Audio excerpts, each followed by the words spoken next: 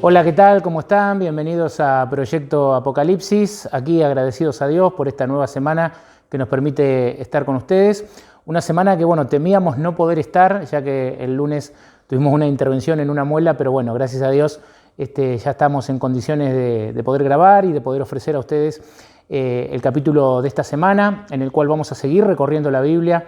Nos toca comenzar un nuevo libro. Hoy nos toca comenzar el segundo libro del profeta Samuel. Así que nos vamos a estar introduciendo en la lectura de los primeros 5 capítulos y el título que hemos colocado al estudio de esta semana es Providencia Divina, ¿no? Seguramente muchas veces han escuchado hablar acerca de la providencia de Dios, ¿no? Entendiendo que Dios está detrás de todas las situaciones y más allá de las decisiones humanas, Dios guía acontecimientos, Dios permite cosas para otras, ¿no? Y de esa manera Dios actúa según su providencia para que sus propósitos puedan ser cumplidos. El tema de la providencia divina la vamos a ver en el marco de estos 5 capítulos de Segunda de Samuel que nos hablan de la ascensión al trono del rey David, ¿no? Primera de Samuel, capítulo 1, vamos a comenzar leyendo desde el versículo 13, ahí nos encontramos con un joven mensajero de origen amalecita que se va a acercar hasta David para darle la noticia de la muerte del rey Saúl, ¿no? ¿Se acuerdan? Eso lo estudiamos la semana pasada cuando terminamos el primer libro de Samuel.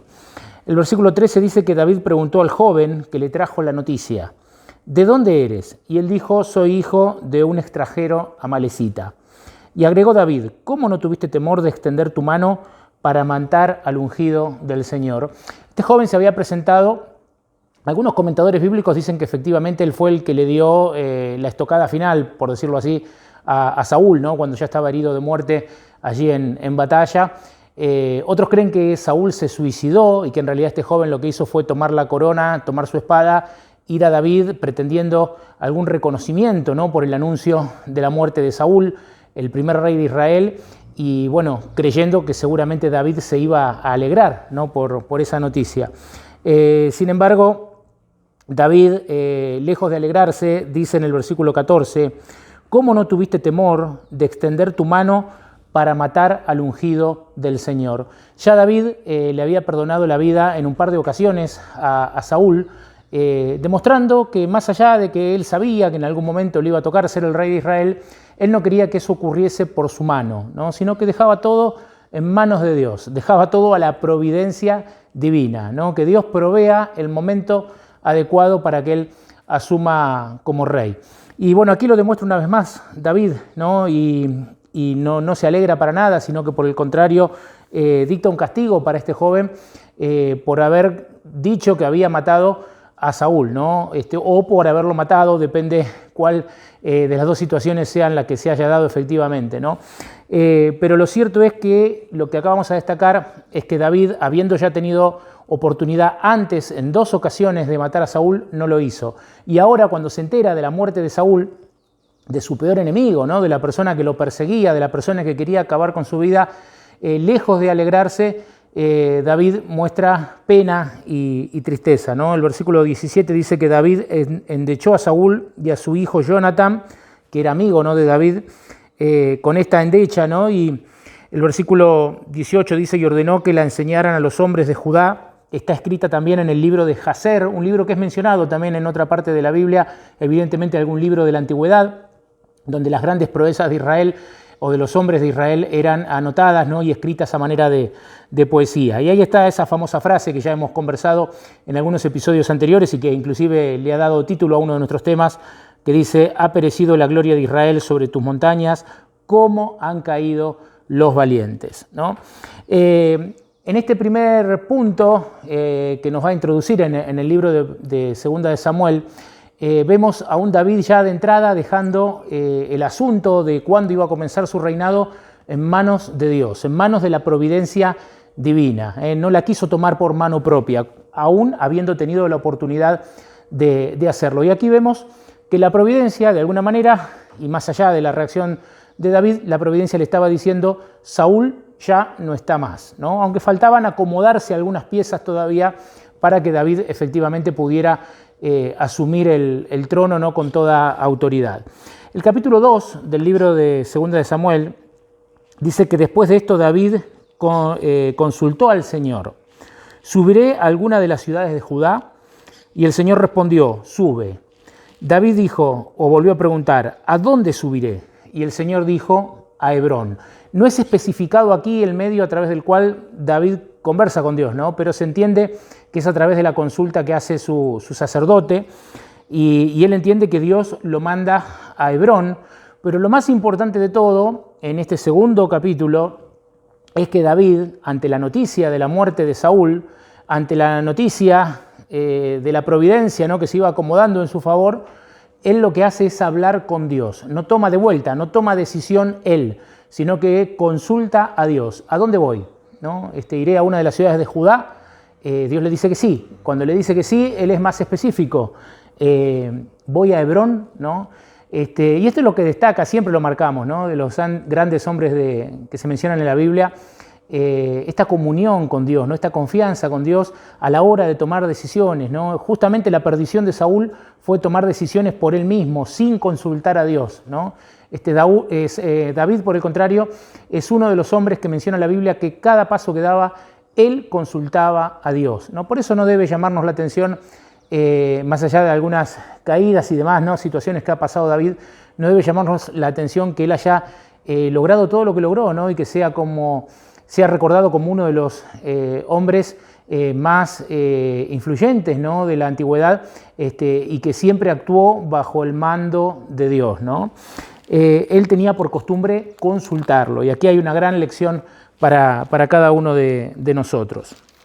Si seguimos avanzando, ¿no?, en el estudio, nos vamos al versículo 8, ¿no?, del capítulo 2. Ahí habla de un general, Abner, que entroniza a Is-Boset. Is-Boset era hijo de Saúl, ¿no?, y Abner era el general de Saúl. Ante la muerte del rey, ellos no rinden tributo a David, sino que Abner aparta a este Is-Boset, hijo de Saúl, y lo coloca como rey, ¿no? Y entonces hay una división allí. Judá, que ya reconoce a David como rey, pero Israel, donde estaban la mayoría de las tribus, no lo reconoce, sino que por un periodo de 2 años, se menciona aquí, iban a seguir al hijo de Saúl, ¿no?, que era Is-Boset, y fundamentalmente, más que al hijo de Saúl, que era, diríamos hoy, una especie de títere, ¿no?, que estaba colocado allí, por las características que da la Biblia, se entiende que así es. El verdadero poder ahí era Abner, ¿no?, que era el general que había tenido el rey Saúl. Hay una guerra entre Judá e Israel que es comentada desde el versículo 12 en adelante. El versículo 26 en adelante habla de la victoria de Judá, ¿no? Los de Judá, los que respondían a David, prevalecían en esas luchas que estaban teniendo. Y en el capítulo 3, versículo 6, nuevamente la providencia, ¿no? Nuevamente la providencia, por eso le colocamos este título, ¿no? También podría haber sido, en algún momento pensé, ponerle por título En las manos de Dios, ¿no? Aprender a dejar cosas en las manos de Dios, eso que nos cuesta tanto, nosotros siempre queremos resolver por mano propia, ¿no? Pero bueno, finalmente nos inclinamos por la providencia porque lo que marca el relato de estos primeros 5 capítulos es cómo se van dando una serie de sucesos y de acontecimientos que sin que David haga mucho de lo que uno cree que tendría que haber hecho, va a terminar siendo el rey de todo Israel, ¿no? Y justamente acá es clave lo que pasa en el capítulo 3, versículo 6. Dice que mientras duró la guerra entre la casa de Saúl y la de David, Abner se esforzaba por la casa de Saúl. Recordemos, Abner, general del rey que ya había muerto, ¿no? Dice que Saúl había tenido una concubina llamada Rispa y dijo Is-Boset a Abner: ¿por qué ha llegado la concubina de mi padre? Es decir, aquí se produce un inconveniente entre Abner, este general de Saúl, y a quien él había colocado como rey, ¿no?, para poder manejarlo, que era Is-Boset, ¿no?, este hijo aparentemente débil de Saúl. Pero al hijo de Saúl le molesta que Abner, por lo que narra aquí, tiene una relación con una mujer que había sido concubina de su padre, ¿no?, o sea, concubina del rey Saúl. Cuando Is-Boset le reclama esto a Abner, Abner se enoja, ¿no? Abner se enoja y toma una decisión drástica, ¿no? La decisión drástica que toma es o algunos comentaristas inclusive dicen que esto pudo haber sido aprovechado por ahí como excusa, ¿no? Por Abner, pero que en realidad esto ya lo vendría meditando a raíz de las derrotas que venía sufriendo. Pero lo cierto es que a partir de este hecho, la decisión que toma Abner es la de dejar de rendir lealtad a Isboset y entregarle el reino de todas las tribus a David, ¿no? Las que aún le respondían a él o a la casa de Saúl, entregárselas a David y que David fuera el rey de todo Israel, ¿no? El versículo 8 dice que Abner se enojó en gran manera por las palabras de Isboset y dijo: «¿Soy yo una cabeza de perro de Judá? Yo hice misericordia con la casa de Saúl tu padre, con sus hermanos y sus amigos, y no te entregué en manos de David. ¿Y tú me echas en cara una falta con esta mujer? Que Dios me castigue si, como he jurado al Señor a David, no hago así con él», ¿no? Y trasladó el reino de la casa de Saúl y confirmó el trono de David sobre Israel y Judá desde Dan hasta Beerseba. Entonces, lo que hace aquí Abner, como dije, es buscar un pacto con David y se acerca a hablar con David y le ofrece justamente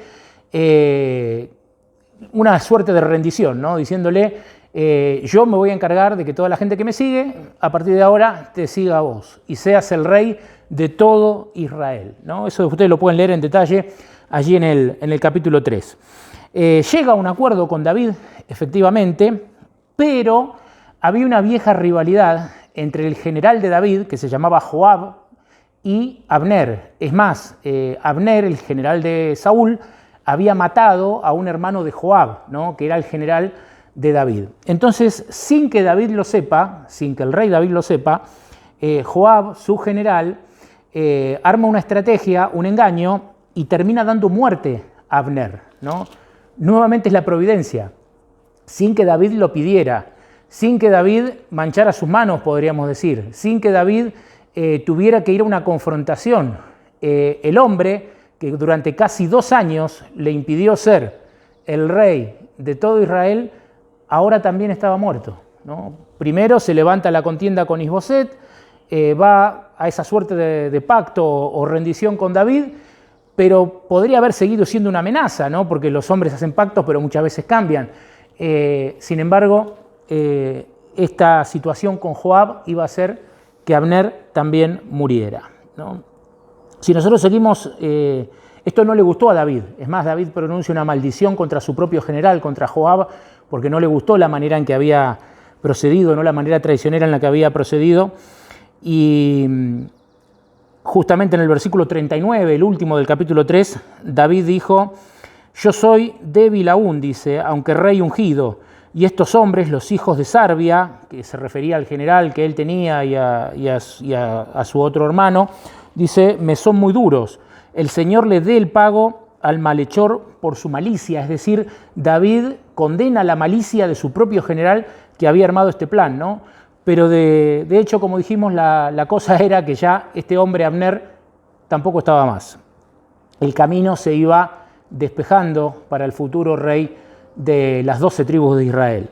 En el capítulo 4 de Segunda de Samuel se habla de Isboset, ¿no? Dice que cuando el hijo de Saúl oyó que Abner había sido muerto en Hebrón, desfallecieron sus manos y todo Israel se atemorizó. Este Isboset era un hombre débil, ¿no? Él, más allá de ese enojo donde le llama la atención a Abner, él dependía para todo de Abner, ¿no? Mucho más en el campo de batalla.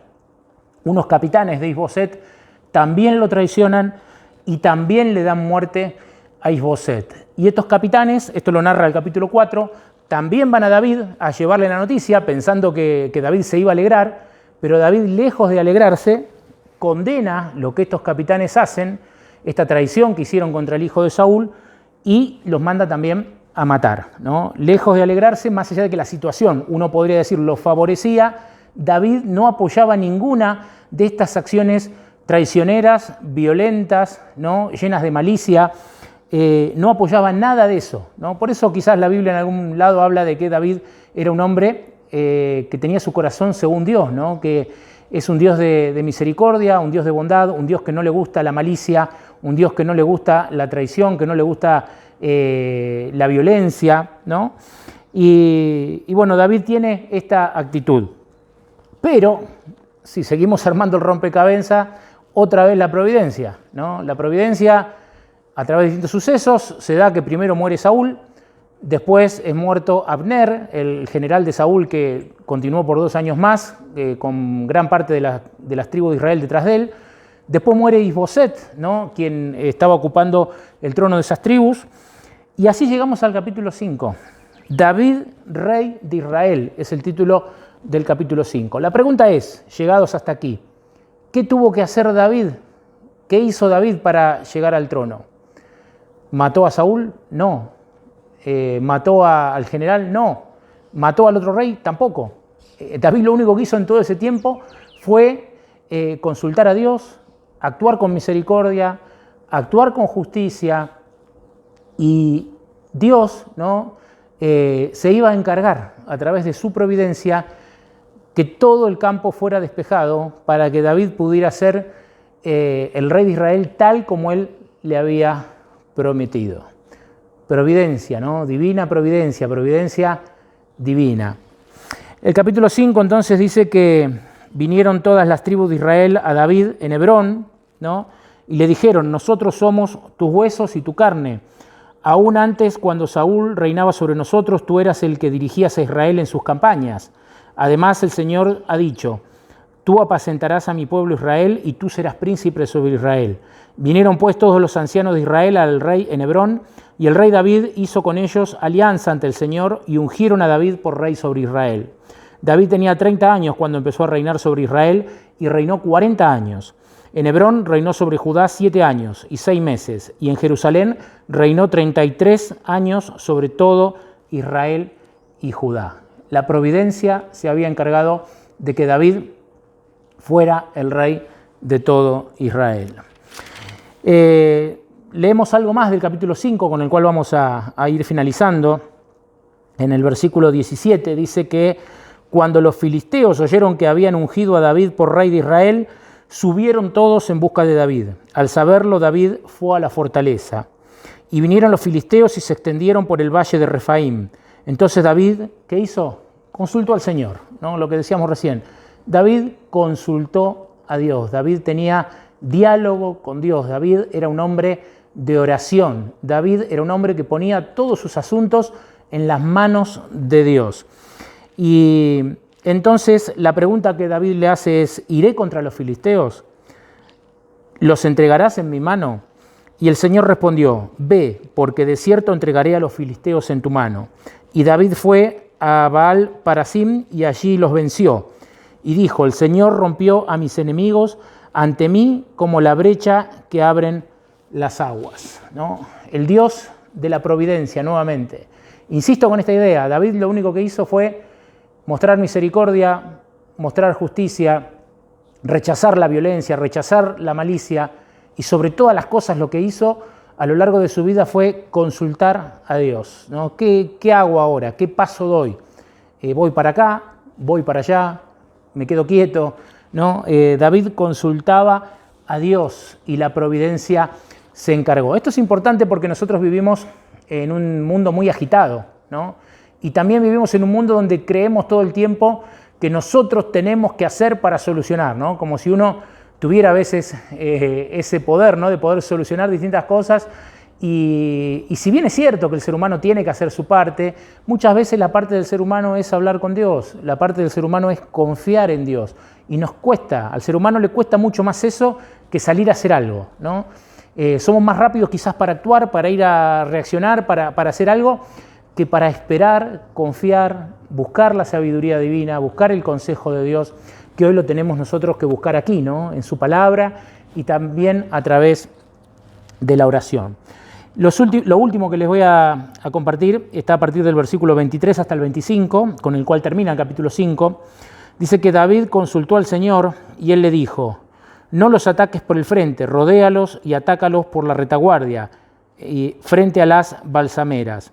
Cuando oigas su estruendo de marcha por las copas de las balsameras, entonces te moverás, porque el Señor saldrá delante de ti para herir al campamento filisteo. Y David hizo como el Señor mandó, y derrotó a los filisteos desde Gaba hasta Géser.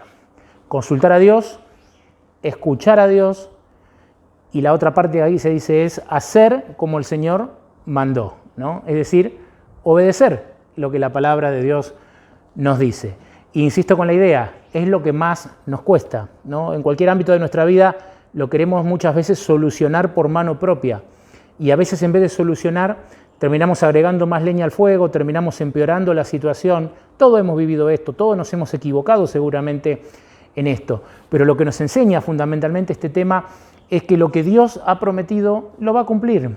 La parte nuestra es confiar, ¿no? Cuando tenemos un problema, confiar en Dios, consultar a Dios, no dar un paso sin preguntarle si debemos ir en ese sentido o no, actuar con misericordia, con justicia, como Dios quiere que sus hijos lo hagan.